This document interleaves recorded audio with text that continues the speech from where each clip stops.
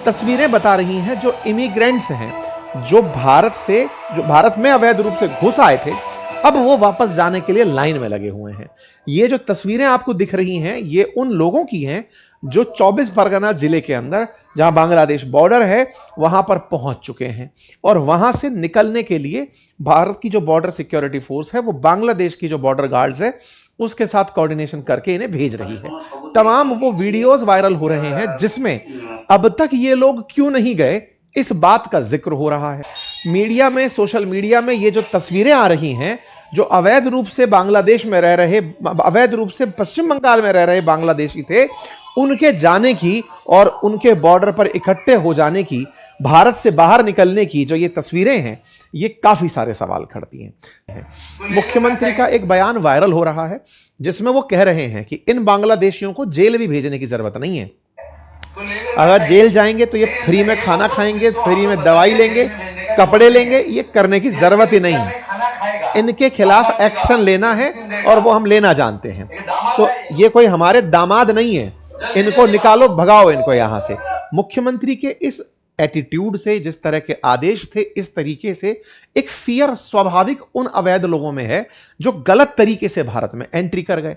अब गलत तरीके से एंट्री किए हैं और उनको शरण देने वाली अब सरकार नहीं है, तो वो यहां पर आपको जाते हुए लोग दिखाई दे रहे हैं। यानी एक चीज तो यहां पर अब तय दिखाई दे रही है, और वो ये कि वाकई में पश्चिम बंगाल के अंदर अवैध रूप से बांग्लादेशी आए हुए थे, और जब वो आए हुए थे तो सत्ता परिवर्तन के साथ ही उन्हें अब यहां पर शरण मिलती नहीं दिख रही है। ठीक है, 21 मई को पश्चिम बंगाल के मुख्यमंत्री के द्वारा शुरू किया गया एक अभियान, और वो अभियान क्या था कि पहले तो पहचानो, फिर इन्हें डिलीट करो और इन्हें डिपोर्ट करो। मतलब पहले पहचानो कि बांग्लादेशी कौन घुसा हुआ है पश्चिम बंगाल में। इसके लिए इन्होंने मिशन चलाया, डिटेक्ट, डिलीट और डिपोर्ट इलीगल इन्फिल्ट्रेटर्स। जो अवैध रूप से घुस आए बांग्लादेशी पश्चिम बंगाल में हैं, उन्हें पहचानो, उन्हें लिस्ट से बाहर निकालो और निकालकर उन्हें छोड़ दो, बॉर्डर के उस पार निकाल दो। यह जब इन्होंने अनाउंसमेंट किया आज से 5 दिन पहले, तो उसके बाद में माहौल बदलना शुरू हो गया। यह स्थिति क्यों हुई? असल मायने में सिटीजनशिप अमेंडमेंट एक्ट को लंबे समय से पश्चिम बंगाल के अंदर अप्लाई नहीं किया जा रहा था। क्या था सिटीजनशिप अमेंडमेंट एक्ट? यह कि भारत के अंदर अगर कोई भी माइनॉरिटी बांग्लादेश, पाकिस्तान, अफगानिस्तान से भारत में आया हो, हिंदू, मुस्लिम, सिख, ईसाई, यदि ये भारत के अंदर आए हैं, एक्सेप्ट मुसलमान, अगर वो हमारे देश में आए हैं दिसंबर 2024 से पहले, तो उन्हें नागरिकता दे दी जाएगी। लेकिन अगर वो मुसलमान है तो वो उन्हीं देशों में जाए जो मुस्लिम देश हैं। बांग्लादेश मुस्लिम कंट्रियों को, मुस्लिमों को फेवर कर रहा है, पाकिस्तान मुस्लिमों को फेवर कर रहा है, अफगानिस्तान मुस्लिमों को फेवर कर रहा है, तो भैया तुम अपने देश में वापस मुबारक। ऐसी चीजों को पश्चिम बंगाल में लागू नहीं होने दिया जा रहा था। Mamata Banerjee citizenship amendment act को राज्य में लागू नहीं जब होने दे रही थी, तो केंद्र की तरफ से बीजेपी जब पश्चिम बंगाल इलेक्शन में कॉन्टेस्ट करने गई, तो ये बात प्रमुखता से उठाई कि ये अवैध प्रवासियों को, जो बांग्लादेशी हैं, उनको अपने यहां रखना इसलिए चाहती हैं ताकि उन्हें यहां रख के अपने पक्ष में उनसे वोट दिलवा सकें, उनका इस्तेमाल वोट देने के लिए। अब आप कहेंगे वोट कैसे? तो उनके पास फर्जी राशन कार्ड है, फर्जी आधार कार्ड है और मतदाता पहचान पत्र भी फर्जी तरीके से बना हुआ है। ऐसे में इंटेंसिव तरीके से यह चेक करना कि यह सही है या नहीं, इसके लिए पूरी तरह SIR लागू किया गया। प्रॉपर तरीके से उनका रजिस्ट्रेशन सिटीजन चार्ट तैयार किया गया, देखते हैं कि साहब ये है या नहीं।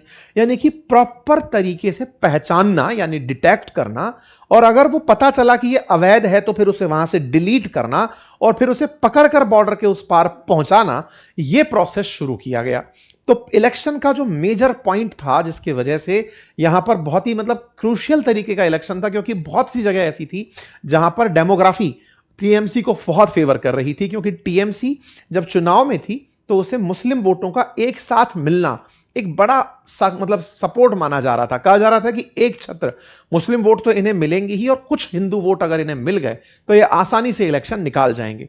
लेकिन जिस तरीके से इलेक्शन हुआ, जनता ने, विशेष रूप से पश्चिम बंगाल की जनता ने, अवैध प्रवासियों के खिलाफ पश्चिम बंगाल में हो रही जिस तरह से आए दिन घटनाएं थी, एनक्रोचमेंट की घटनाएं थी, अतिक्रमण की घटनाएं थी। आप में से बहुत से लोगों ने हमारे कई पैनल डिस्कशंस में, जब हम अंकित दैट इज भारत जैसे वो इस पैनल डिस्कशन करते हैं, वहां पर यह बात बहुत बार आई और डिस्कशन में आई कि अतिक्रमण इस स्तर तक बढ़ गया था कि अगर चौड़ी सड़क पे दुकान भी है, तो उस दुकान के बाहर अतिक्रमण भी टीएमसी के गुंडों के द्वारा किया जा रहा है। अवैध रूप से जो लोग यहां पर गुंडा कानून चला रहे हैं, उनके द्वारा बाहर अपनी दुकानें लगाई जा रही हैं, तो लोग नीचे अंदर बड़ी दुकानों में जा ही नहीं पा रहे। इस तरह के हालात कोलकाता के अंदर, पश्चिम बंगाल के बहुत से शहरों में देखे जा रहे थे। लोगों में एक आक्रोश था इस चीज के खिलाफ, लोग यूनिफाइड हुए, सत्ता परिवर्तन हुआ और उसके बाद में इस चीज के खिलाफ पूरी तरह से कार्रवाई करने का मन बनाया गया। अब उसी मन का नतीजा यह है जो आप यहां पर देख रहे हैं। बीजेपी पश्चिम बंगाल के हैंडल पर यह चीज डाली गई कि हमको पहले यह कहा गया था कि document not needed to live in Muslim colony in India, claim and illegal. मतलब इनसे जब पूछा जा रहा है पत्रकार के द्वारा कि आप जब यहां रह रहे थे तो क्या कोई डॉक्यूमेंट की जरूरत नहीं थी, तो इनका कहना था कि भारत के अंदर मुस्लिम कॉलोनियों में अगर रहना है तो उसके लिए डॉक्यूमेंट की जरूरत नहीं है। नो इलीगल इन्फिल्ट्रेशन, केवल वोट बैंक पॉलिटिक्स कि साहब इस तरह से पहले हो रहा था। बीजेपी अब अपने किए हुए कार्यों को सही ठहराते हुए कि देखो हम क्या कर रहे हैं, तो वह अपना चुनाव प्रचार के तरीके से अभी भी अपनी क्रियाओं को शो कर रही है। उनका कहना है कि देखो बॉर्डर मैटर ही नहीं करता, law don't matter, only vote दो। TMC alleged model led bare. लोगों का यही कहना था कि यहां पर जो अवैध रूप से आए हुए लोग थे उनसे टीएमसी ने यह मांग रखा था, आप केवल वोट देने पर फोकस करो, किसी प्रकार के डॉक्यूमेंट की जरूरत नहीं है।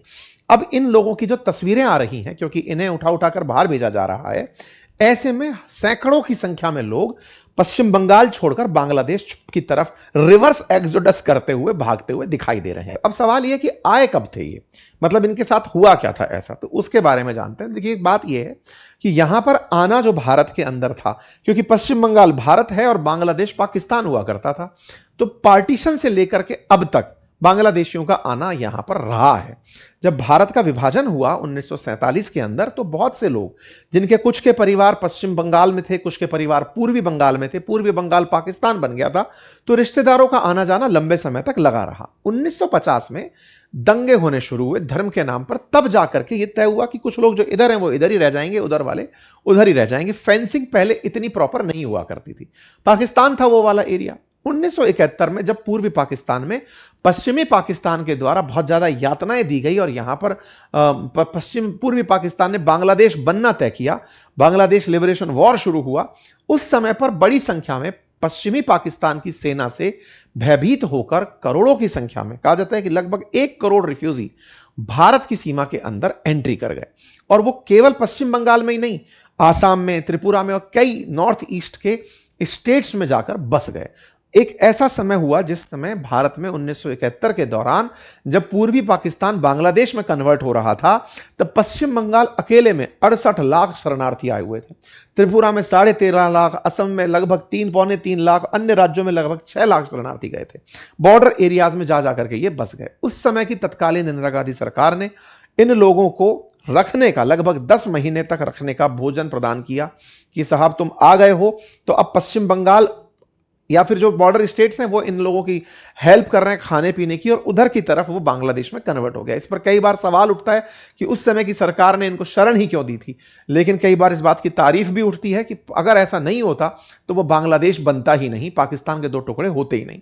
विवाद है, इतिहास आपको अनुभव और विवाद दोनों देखे गया, तो वो दोनों चीजों में से यहां है। ये लोग लगभग 10 महीने तक यहां रहे और बड़ी संख्या में से, कहा जाता है लगभग 68 लाख शरणार्थियों को युद्ध खत्म होने के बाद लौटा दिया गया। लेकिन उसके बावजूद भी लगभग 30 लाख शरणार्थी ऐसे थे जिनका कोई भी प्रमाण उपलब्ध नहीं माना जाता। कहा जाता है लौट गए, कहा जाता है इधर उधर सेटल हो गए। और यही हमारे देश के अंदर अब तक का सबसे बड़ा डिबेट बना हुआ है कि वो 30 लाख शरणार्थी आसाम में रह गए, त्रिपुरा में चले गए, या ऊपर निकल गए, या भारत के और इंटीरियर स्टेट्स में कहीं पार हो गए, कहां चले गए नहीं पता चलता। जो लोग बांग्लादेश पश्चिम बंगाल में रह गए, उनमें से कई लोग नॉर्थ 24 परगना, साउथ 24 परगना, नादिया, मुर्शिदाबाद, मालदा, इन क्षेत्रों में जो बिल्कुल बांग्लादेश के साथ बॉर्डर टच करते हैं, जहां पे खेत एक दूसरे देश के टच होते हैं, वहां पर ही निवास करने लग गए और इधर से उधर का आना जाना अपनी सेफ्टी के हिसाब से करने लग गए। ये पश्चिम बंगाल के प्रमुख जिले हैं, साउथ 24 परगना हुआ, नादिया हुआ, मुर्शिदाबाद, मालदा, इन जगहों पर इन लोगों की बड़ी संख्या में, इन्हीं क्षेत्रों में बॉर्डर के साथ फेंसिंग नहीं हो पा रही थी, क्योंकि बॉर्डर पर ही लोग रहना शुरू कर दिए थे। और फेंसिंग ना होने देना यहां की राजनीति में बड़ा लाभ का विषय बनता चला गया। जब ममता बनर्जी ने इनका अपीजमेंट शुरू किया कि तुम लोग यहीं रहो, मुझे वोट देते रहो और मैं तुम्हारा संरक्षण करती रहूंगी। तरीके क्या होने लगे कि रात को कुछ खेतों से, नदियों में से निकल निकल के, नदियां क्यों, क्योंकि यहां पर हुगली का बहाव क्षेत्र है, उधर की तरफ से जो अपनी गंगा है उसका बहाव क्षेत्र, तो सुंदरबन डेल्टा है, दलदली भूमि है, इधर से कुछ जंगलों से होकर के, जमीनों से निकल के कैटल स्मगलिंग, ह्यूमन ट्रैफिकिंग, अपराध करके, मतलब फेक आईडी डॉक्यूमेंट लेकर के, इवन फेक करेंसी लेकर के बहुत सारे लोग माइग्रेट किए और बहुत सारे लोग यहां से बड़े बड़े शहरों में चले गए। बहुत सारे लोग पकड़े भी गए, जैसे 2019 में 19 बांग्लादेशी इलीगल इमिग्रेंट अरेस्ट किए गए थे फेक आधार कार्ड के साथ। एनआईए ने लुकआउट नोटिस भी जारी किया फेक आईडीज को लेकर के, क्योंकि इन सब ने अपनी अपनी आईडीज बना ली थी। काफी सारी रिपोर्ट्स आपको देखने को मिल जाएंगी कि ईडी ने बांग्लादेशी नेशनल्स को फेक आइडेंटिटी के साथ में पकड़ा है। बांग्लादेशियों को 2026 में भी पकड़ा गया अप्रैल के अंदर बंगाल, फेक आधार कार्ड के साथ में। यानी कि इन लोगों ने आकर के भारत के आईडी कार्ड्स वगैरह बना लिए। और यहां पर हुआ ये कि ममता बनर्जी सरकार ने इन्हें अपने पास इसलिए रहने की इजाजत दी कि तुम तो बस पॉलिटिक्स में हमारा मतलब रोल प्ले कर दो, वोट देने का रोल प्ले कर दो, तुम्हें हम प्रोटेक्शन देंगे, तुम हमें वोट दो। इसके चलते इन्हें फेंसिंग कराने नहीं दी कि अगर तुम्हारे ऊपर कभी जांच बैठेगी तो पार करके दूसरी तरफ चल जाना। बॉर्डर फेंसिंग सफल नहीं हुई। बॉर्डर फेंसिंग सफल नहीं हुई, यहीं से देश के लिए एक सिक्योरिटी कंसर्न बना कि साहब ये देश की सुरक्षा के लिए सही नहीं है। पाकिस्तान ने इसी को पकड़ा। जब भारत बांग्लादेश के बीच में मामला बिगड़ने लगा, कब? जब शेख हसीना भारत आई तो पाकिस्तान ने बांग्लादेश में कट्टरपंथियों को भड़काना शुरू किया कि देखो तुमको तोड़ने वाले भी भारत वाले थे, अब तुम लोग हमारे साथ मिलकर के भारत के खिलाफ कोई काम करो। तो बहुत सारे आतंकवादी प्रीचर्स आके बांग्लादेश में भारत के खिलाफ बयानबाजी करने लगे। परिणाम क्या निकला? जो आप सबने देखा कि जो यहां पर मोहम्मद यूनुस थे, उनके साथ साथ जो यहां पर जैन जी आंदोलन हुआ वो पूरी तरह एंटी इंडिया हो गया। पिछले साल हमने खूब सारी चर्चाएं इन सब पर की हैं। तो एक बड़ा मुद्दा कारण था पश्चिम बंगाल, जिसकी उम्मीदें थी इन लोगों को कि यहां से देश में एंट्री कर जाएंगे, भारत में एंट्री कर जाएंगे। तो भारत के लिए एक बड़ा नेशनल सिक्योरिटी थ्रेट हो रहा था। और चैलेंज इस बात का कि सेंटर अपनी अर्धसैनिक बलों को यहां पर फेंसिंग करने की भी जगह उपलब्ध नहीं करवा पा रहा है, क्योंकि लैंड जो है ना वो स्टेट का विषय होता है और अर्धसैनिक बल केंद्र का विषय है। बहुत सारे ऐसे भी फेक करेंसी नोट्स भी यहां से पकड़े जा रहे थे, तमाम अवैध गतिविधियां पकड़ी जा रही थी, लेकिन एग्जीक्यूशन क्यों? क्योंकि ममता बनर्जी का मानना यह था कि इन ऑल जो माइग्रेंट बांग्लादेशी हैं इन्हें लीगल बना दो ना। एक न्यूज है 2016 की जिसमें इन्होंने ये डिमांड की थी कि जो डिस्ट्रिक्ट मजिस्ट्रेट है उसको पावर दे दो, जो 5 साल से यहां पर रह रहा है आदमी, उसको वो नागरिकता बांट देगा। हो रहा है। अब बात करते हैं इन्फिल्ट्रेशंस के अलावा केंद्र सरकार क्या कर रही है। ये जो अवैध रूप से लोग घुसे, इसके अलावा क्या है? तो अब क्या हो रहा है, अमित शाह जी ने अपने हाल ही के अनाउंसमेंट में यह कहा है कि वो अननेचुरल डेमोग्राफिक चेंजेस जिन जिन जिलों में हुए हैं उनकी निगरानी करने का काम करवाएंगे। मतलब उन्होंने एक पैनल गठित किया है और वो पैनल यह करेगा कि पूरे देश में कौन से ऐसे जिले हैं जहां पर किसी धर्म विशेष के लोगों की संख्या में अचानक इजाफा हुआ है, उसकी जांच करने के लिए पैनल घोषित कर दिया गया है। मतलब अगर कहीं अवैध रूप से किसी पर्टिकुलर जिले की आबादी बहुत तेजी से बढ़ी है, बहुत सारे लोग बॉर्डर से एंट्री कर गए, किसी जिले के अंदर अचानक संख्या में इजाफा हुआ है, पिछले बार 1971 के जनगणना के अंदर, 81 के अंदर, 91 के अंदर तेजी से परिवर्तन देखा गया है, तो उनकी निगरानी की क्या था वहां पर कारण, उनको अननेचुरल डेमोग्राफिक चेंजेस में रखा है। प्रधानमंत्री ने 15 अगस्त 2025 को इसका अनाउंसमेंट किया था। अब सरकार ने कल ही इसका अनाउंसमेंट कर दिया है और कहा है कि high level committee on demographic change बना दी गई है, जिसके अंदर जस्टिस प्रकाश प्रभाकर नावेलकर जो सेवानिवृत्त जज साहब हैं उनकी अध्यक्षता में, साथ में Durga Shankar Mishra retired IAS, Balaji Srivastava retired IPS और शमिका रवि, इन लोगों को शामिल करके एक कमेटी बनाई गई है जो इस तरह के जिलों की प्रॉपर स्कैनिंग करेगी और बताएगी कि देखो कहां कहां डेमोग्राफी में जनसांख्यिकी के अंदर परिवर्तन हुआ है, फिर उनके ऊपर ध्यान दिया जाएगा।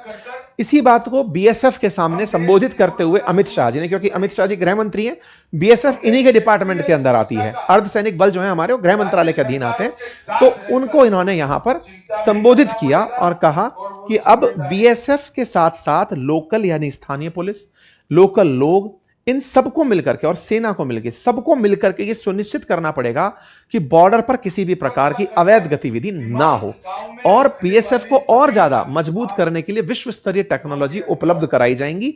ये बात अमित शाह जी ने बीएसएफ को कही। तो कुल मिलाकर बॉर्डर सिक्योरिटी देश के लिए गंभीर मसला है और यहां के जो परिवर्तन है वो संभवतः आपको सकारात्मक परिवर्तन दिखाएं। उम्मीद करते हैं कि आपको यह जानकारी पसंद आई होगी। पसंद आई हो तो अपने साथियों से साझा करें, चैनल पर नए हैं तो सब्सक्राइब कर लें।